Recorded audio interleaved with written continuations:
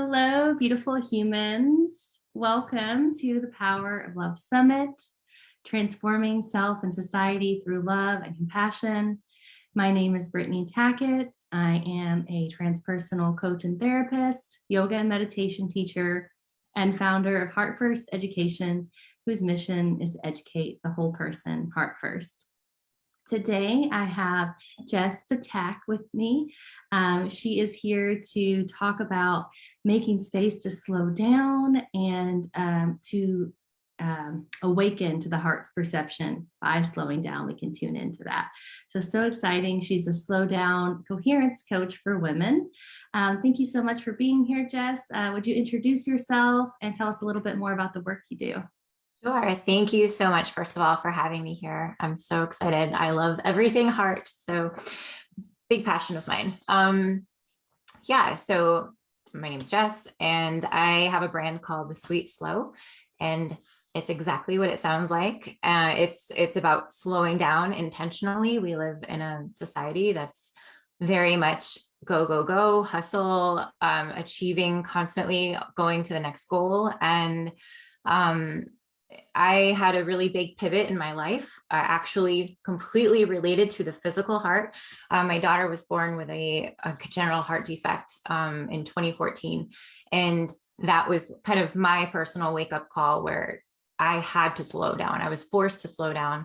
And in that slowing down, I realized how disconnected I truly was from myself and from my own heart. And that completely shook up how I live, how I move through life. And so now what I do is I do something called intentional wandering. And so I don't know if you've ever heard of forest bathing, which is something that they do in Japan, and forest therapy, which is something that we do through the Association of Nature and Forest Therapy. That's something that I walked through the guide program for forest therapy. But what this is that I lead people and guide people to intentionally wander, it sounds something that you wouldn't need a guide for, but it's slowing down. It's really tapping into the body and into the senses and entering into this imaginal realm where we cross over this threshold and enter into almost like a space of no time, where it's like this conversation, this quiet, silent conversation begins to happen between your inner landscape and the external landscape. So that's one thing that I do. And the other thing is I'm actually a poet. So I take that, I apply the concept of a poem, of poetry, how to live poetically, and using the intuitive writing process, how we can use that process to slow down, to get into greater flow within ourselves, to trust ourselves. And I feel like trusting ourselves has a lot to do with, slowing down and really tuning into the heart and knowing how to move with that guidance. So yeah, that's pretty much what I do. I love that. And I love how connecting to nature and Mother Earth and the intuitive writing, I feel like those are both excellent practices to connect with your heart and to hear what your heart has to say. Because, if we are super busy and things are loud, we don't take the time to get quiet. We might not hear those soft little whispers. Absolutely. And then nature, that's, it's like the earth's heart, and so I think that's beautiful work. Exactly. Thank you. Yeah. You're welcome. And so how do we, I know you have those two methods, but what else do you have to say about like slowing down to the heart's perception, how we can tune in? And I love what you said about making space to see, like it's like a whole new way of seeing things. Yeah. I personally consider the true third eye, the eye of the heart. So when I say make space to see, it's more like this clearing out of the internal stuff, right? It's moving from the head, from where all these stories and narratives are created, and getting down to, simplifying down to where we're actually, it almost feels like you're physically dropping into this space here, where you're seeing more of, rather than telling a story about what it is that we're experiencing, it's more so how many ways can I look at this? How many ways can I see this one specific scenario? And after I've felt all of it, what is the most loving way I can be in it? What is the most loving way I can hold myself in it? And so that seeing with the heart is very much like, I call it applying love. You're choosing to see all of it as is, and then you're also choosing to gift yourself the most compassion and the most love in that experience, so that you can, so it's like softening, you're softening around that. Yeah. And so that, that requires that slowing down. Is just noticing, it's getting in that habit of pausing and noticing, like when we're triggered or when something's coming up for us, to notice, okay, what is this like story that I'm in right now? What am I telling myself? And then if we can catch that, I like to just breathe through it and then ask myself, what's another way that I can see this? And suddenly I'm holding two different perspectives at one time. And it's like, oh, okay, well, which one is going to feel best for me right now? And, I don't always choose, the one that feels really great, but if I can love myself through that, then you're still in that heart seeing, Yes. Yeah. I love that too. I tend to ask myself, like, what would love do? Like bringing the love into, because no matter what the situation is and what story we're telling ourselves about it, like there's always a way we can bring more love into it. And I don't think you can ever really go wrong with bringing more love to the situation. So it's so beautiful to be able to do that. Absolutely. And I know you had said something before this call about, you referred to it as esoteric cardiology. I'd love to hear more about that. Yeah, it's I don't always talk about it a lot because I'm still navigating it. So after I had my daughter, I had her in January of 2014. So she was born with half her heart.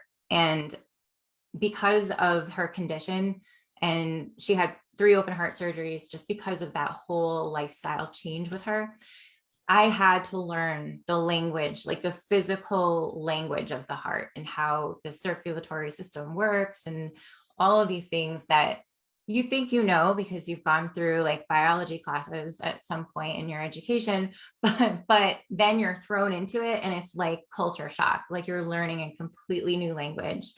And so I had to learn about that whole area. And after that, that actually started my personal spiritual awakening. So that that wasn't like the heart stuff wasn't super prominent, like what I was receiving through channeling. So that's what happens now. I have a lot of dreams, meditations. When I'm writing poetry, I'm channeling a lot in that way, where I get images of how the heart works and how significant it is in our bodies and how little we actually know. Even even the things that I was learning in Boston Children's Hospital in their cardiology department, like those, it's very limited, a very limited perspective of what our heart is actually capable of and what it's designed for. So when I'm talking about esoteric cardiology, it's really just like the things that are coming through in the dream state, that it's almost, I call it receiving like a zip file, where you're receiving this like packet of information that you're trying to piece together now so that you can articulate it to a greater audience or whomever is meant to receive it.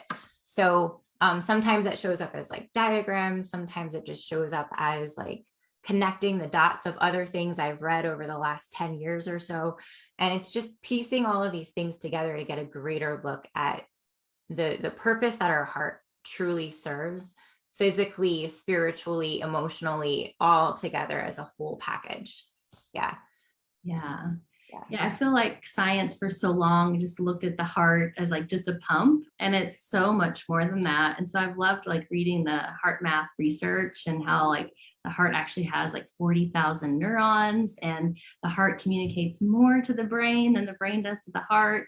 And Yes. the heart's electromagnetic field is so much bigger than the brain's. And it's like there's just Oh, so yes. much more going on. There's so much. And I truly believe, and I think Rudolf Steiner talks about this too, that the heart is, rather than the heart being a pump, the heart is more like a vortex. And there's a spinning, and it almost like, if you were to look at it, say you were to like uncoil the heart, it's actually wrapped around itself like a rope. And so it's got this like spinning motion to it. And even the blood flow is more like a vortex motion than pumping through. So yeah, it's incredibly powerful. And it's wild to me. Like, wow, we know so little about our own bodies in that way. So just imagine like what could happen when we learn that power. Yeah. Yeah, and what we can do with that power and how that will change like the way we live as humans. Yeah. It's so fascinating. And I read the book Change of Heart, where this woman had a heart transplant, and she started getting all of these memories from the person's heart that she had before. And of course, so many people doubted her, and she ended up finding like this man's family and like talking with them about it. And then there was another story I read, and this person like actually found information about this person. It was like a child or something who had been murdered, and they were able to see the murderer, in dreams after getting in this person's heart. And I'm just like, wow, like how can you deny that? It's incredible. And I've also heard stories about heart transplant patients who start writing, like their handwriting changes, and Yeah. it matches the handwriting of the person whose heart, who was the keeper of that heart originally. So it's incredible what the heart holds. Yeah. Yeah. It's so exciting. Yeah. And even when I'm talking about heart perception too, it's that electromagnetic field that, our thymus gland, the higher heart chakra, that it's shaped like an umbrella, right? And the heart is, when we're transmuting, this is like a lot of this is that esoteric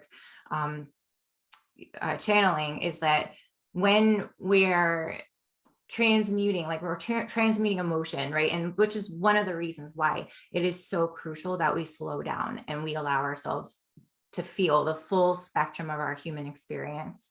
Because when we're allowing ourselves to feel the uncomfortable feelings, the grief, the anger, that whatever is arising within us, we're moving that in the heart space. That's like, I always feel like the heart is the like alchemical lab in our bodies.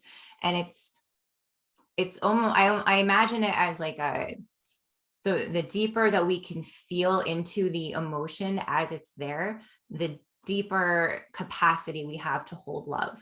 It's like it stretches and it stretches and it stretches. And when we do that, we create this blissful experience. I don't know if you're familiar with Dan Winter and his work, but he talks about this and how the heart produces these harmonics. And this has everything to do with the Heart Math Institute too, and that electromagnetic field. But the heart produces these harmonics, and the thymus gland catches those harmonics.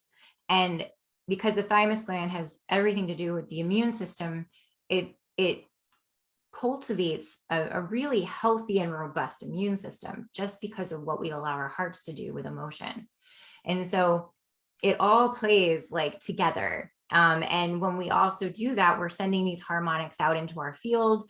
And that heart perception is being in that space where it's like everything becomes sacred. Every part of the human experience becomes sacred. We draw in I call it miracle vision. It's like this miracle vision where you start to notice those synchronicities, you start to notice the connections between everything, and suddenly everything feels very, very purposeful. And that is like, it's like the miracles are already there, but we're not always seeing from the perspective where we're going to see how available they've always been. We just have to raise or deepen and drop in our vision so that we're able to see that. Yes. Yeah. And I think in slowing down to the heart's perception too, you increase your intuition, like that ability to just know something Right. without having to know it on a rational level. Like sometimes we might miss those like little intuitive nudges because we're up in our head and Mhm. we're not like available to see or to feel it because it's like a feeling. Exactly. Exactly. That's actually one of the reasons why I love intentional wandering so much is it quiet you get quiet enough to start to hear what's just happening inside of you, just noticing without judgment, just observing what's there. And suddenly things begin to mirror that out here. So it's like this bridge forms between your internal landscape and your external landscape. Sometimes you're pulled to, like, I do a lot of my wanderings in the forest, but you can do this anywhere. You can do this out on the sidewalk in a busy city. But you're pulled, like maybe you're pulled to a sign, or maybe you're pulled to a tree or a being of some sort in the forest. And it just mirrors what is happening within you. And it's almost like your heart and this your heart is communicating along this bridge to build this connection, and it just things start to click into place for you. Yeah. Yeah, definitely. Yeah. Hmm. So, what are some ways that we can get down into our hearts and to see more with the heart's perception if we are maybe like stuck in our heads? Yeah. So, I know we can get out into the forest and do the wandering. Yeah. We can do the intuitive writing and like allow the downloads to come and to stop and listen. Hmm. Anything else you would say? Like, I know definitely the slowing down. Yeah. I mean, I can share some of the practices that I use as a part of the wandering. So Yeah. it's the wandering, but there's also so what we use are, they're called invitations. And Mm. as a guide, I would just offer an invitation, and then that kind of creates the space for almost like play to happen. And so one of the ones that we go to every time is called a sit spot. And it's so profoundly simple. It's like, wow, why haven't I been doing this? But you can do this at any time of the day or night. I actually like to do it at night under the stars. And I sometimes do it right in my driveway, but it's taking 20 minutes of just sitting still. You don't have to be meditating. It's just sitting there without distraction. So without your phone, without music, without anything. It's sitting there and observing what's going on within you and what's going on around you for 20 minutes.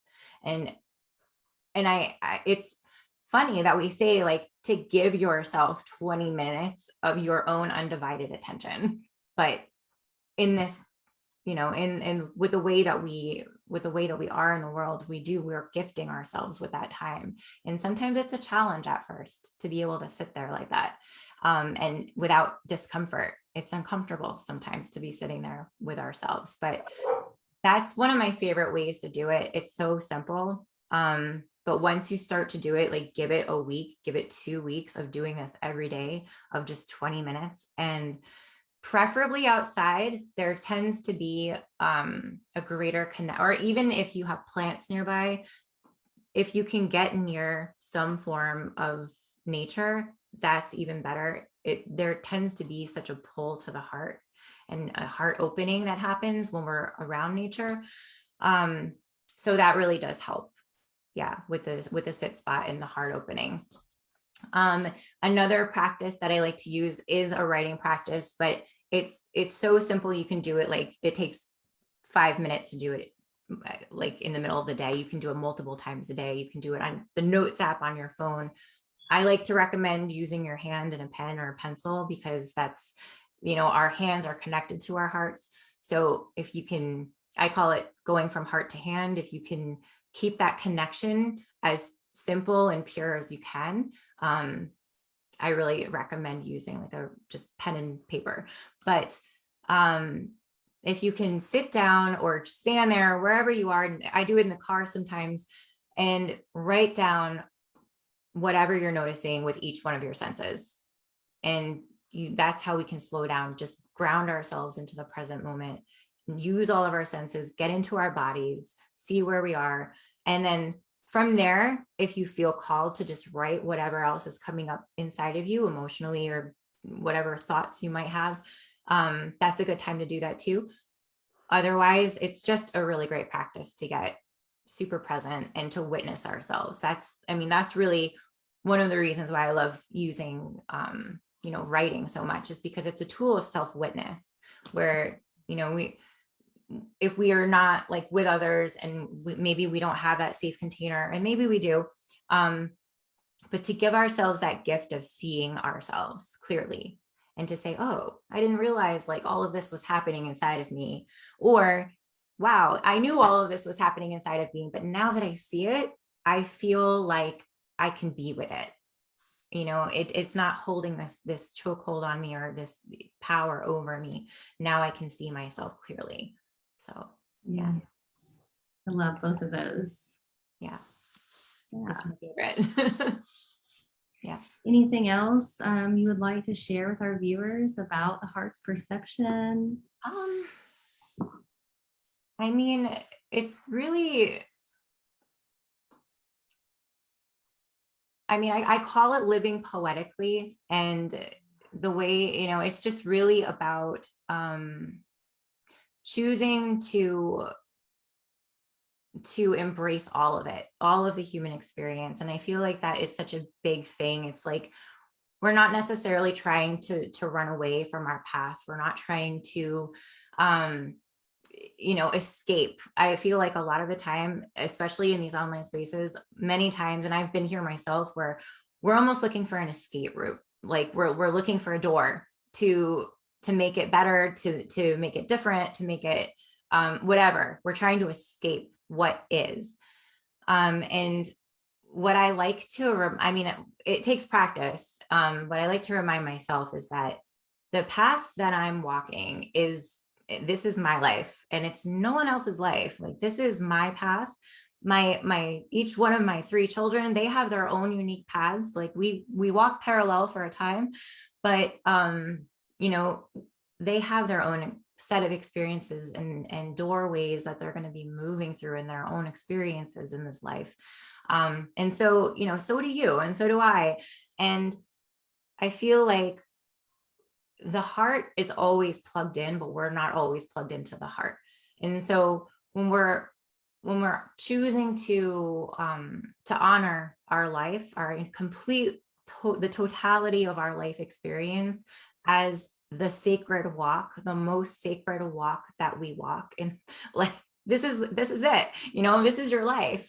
When we can embrace all of it and say like, yes, this is sacred because I am sacred, and you are sacred, and this is, so all of this gets to come to the table, and all of this gets to have a seat with me.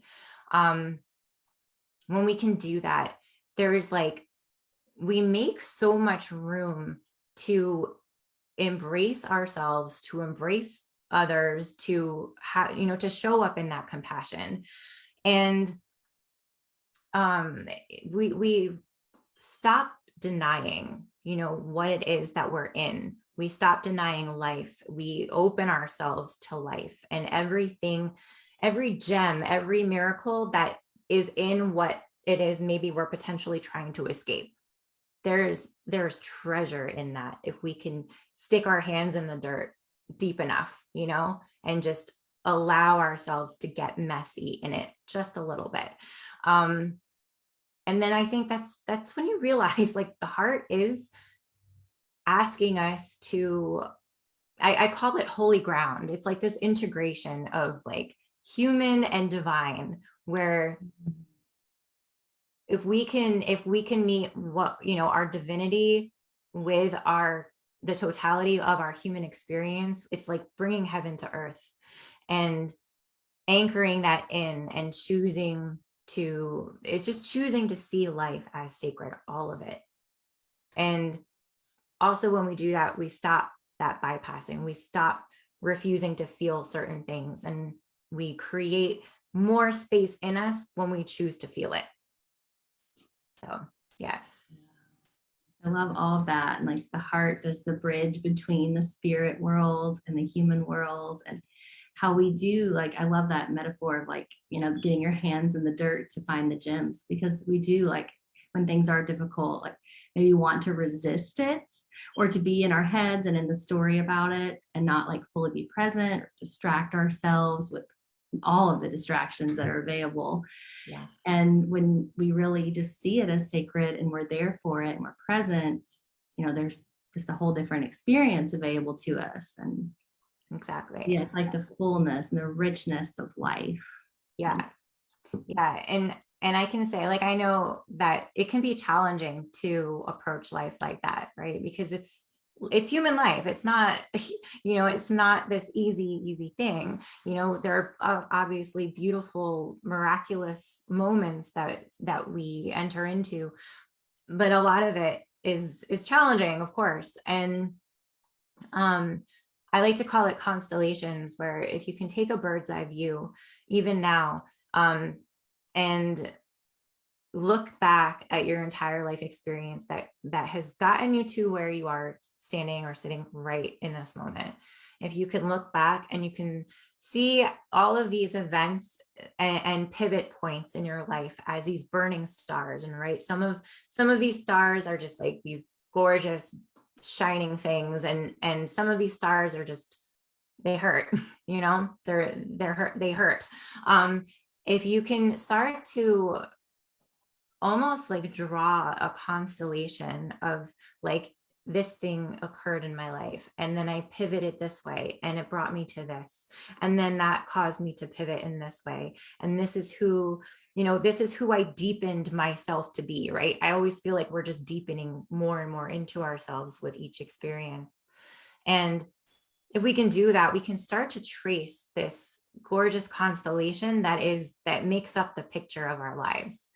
And it just, for me, it shows me that all of these things, no matter whether I like them or not, all of these things have served some kind of purpose into leading me further and further into this unfolding and unfurling path that is continuing to unfurl.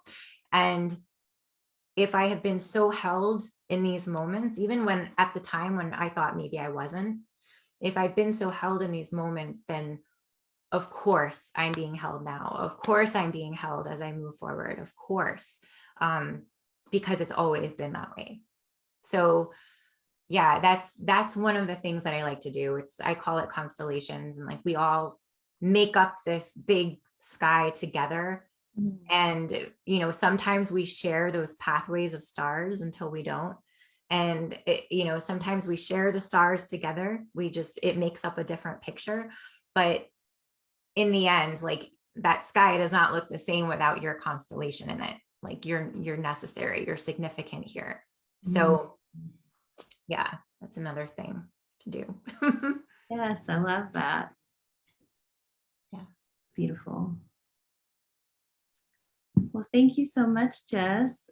Anything for our viewers, like how can they find you, reach you? I know we have Facebook. Any other ways? Tell us a little more. You can find me on Instagram at The Sweet Slow. That's my handle. And my website is not up yet, but it should be up by the end of next week. That's thesweetslow.com. Yeah, so, and Instagram is where I share a lot of my poetry. So that's like, if you're into reading the poetry, that's the place to do that. Yeah. Awesome. Thank you so much. And thank you to our viewers. From my heart to yours. Namaste. Namaste. Thank you.